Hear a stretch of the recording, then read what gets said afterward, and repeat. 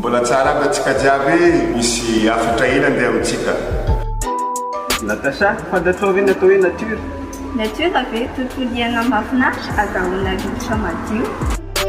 Lova maventy ary fanagnana tsisy miranisy namianzagnary atsika dia ny tany.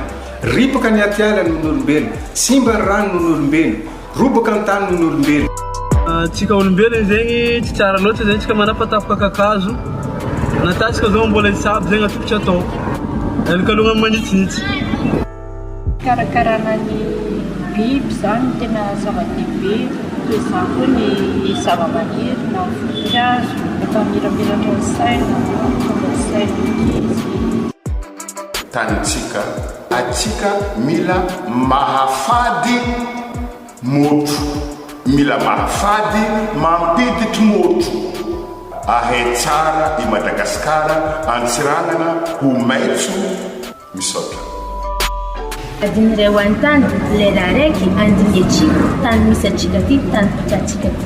Amin'ny 27 olo jiaby tsaraikaraiky tokony magnano etsika raiky anao agnatin'ny lera raiky en relation amin'ny tany misy atsika ty. Izaho, ianao, atsika rehetra no miaro.